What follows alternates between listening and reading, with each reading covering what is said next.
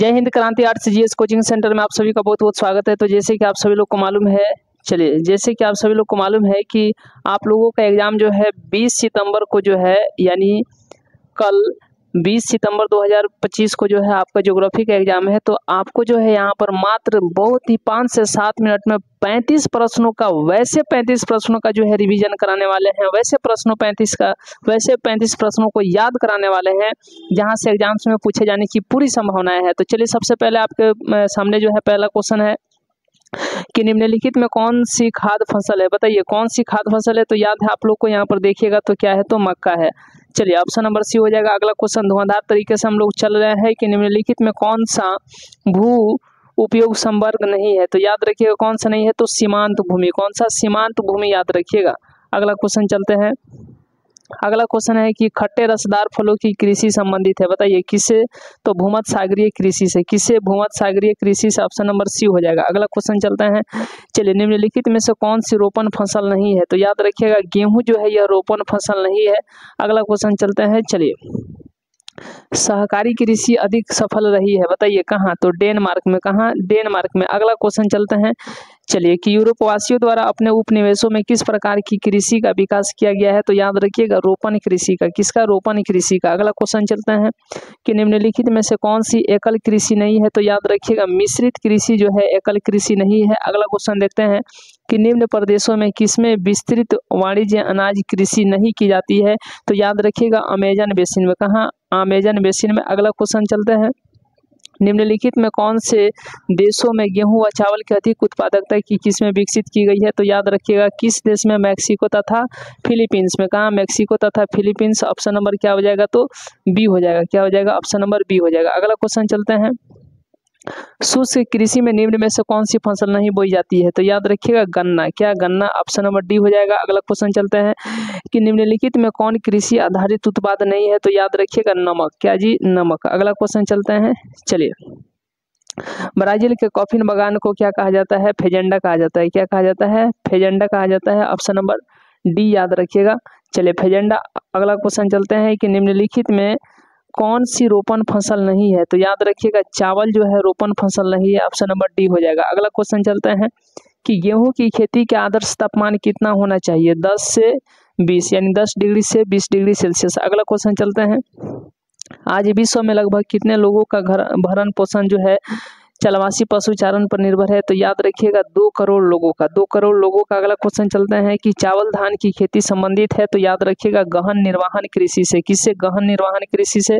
अगला क्वेश्चन चलते हैं कि रबर का सबसे बड़ा निर्यातक देश कौन है। तो याद रखिएगा मलेशिया है। कौन सा है? मलेशिया है। अगला क्वेश्चन चलते हैं धुआंधार तरीके से।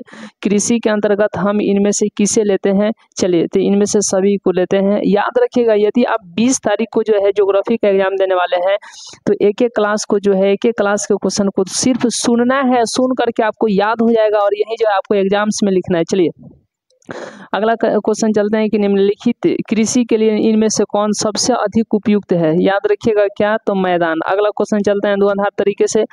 कृषि निर्धारण में किस कारक का भारत में जबरदस्त हाथ होता है। तो वर्षा का। किसका जी? वर्षा का होता है। अगला क्वेश्चन चलते हैं। किस फसल की खेती में बुआई के समय कम तापमान चाहिए। तो गेहूं के समय, यानी गेहूं की खेती के समय। अगला क्वेश्चन चलते हैं। किस फसल की खेती पहाड़ी ढालों पर की जाती है। सिर्फ पहाड़ी ढालों पर ही की जाती है। तो याद रखिएगा चाय की। अगला क्वेश्चन चलते हैं। चाय का सबसे बड़ा उत्पादक देश कौन है। बताइए। तो याद रखिएगा भारत जो है चाय का सबसे बड़ा उत्पादक देश है। अगला क्वेश्चन चलते हैं। निम्नलिखित आर्थिक क्रियाओं में कौन ग्रामीण अधिवासों से संबंधित है। 2011, 18, 2020 का पूछा गया क्वेश्चन है। याद रखिएगा प्राथमिक। चलिए अगला क्वेश्चन चलते हैं धुआंधार तरीके से कि निम्नलिखित में किसे कर्तन दहन कृषि भी कहते हैं। किसे? तो याद रखिएगा आदिम निर्वाह कृषि को। किसको? आदिम निर्वाह कृषि को। अगला क्वेश्चन चलते हैं।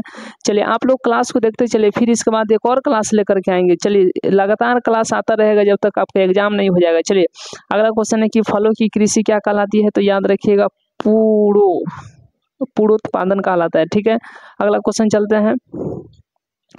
चलिए अगला क्वेश्चन याद रखिएगा निम्नलिखित में कौन रोपण फसल है। तो याद रखिएगा चाय जो है रोपण फसल है। अगला क्वेश्चन चलते हैं धुआंधार तरीके से।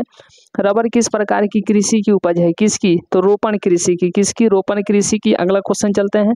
चलिए अगला क्वेश्चन है कि निम्नलिखित में कौन प्राथमिक क्रियाकलाप है। याद रखिएगा खेती जो है प्राथमिक क्रियाकलाप है। अगला क्वेश्चन चलते हैं। चलिए अगला क्वेश्चन है कि अंगूर की खेती को क्या कहा जाता है, तो याद रखिएगा बीटी कल्चर कहा जाता है। क्या कहा जाता है? बीटी कल्चर कहा जाता है।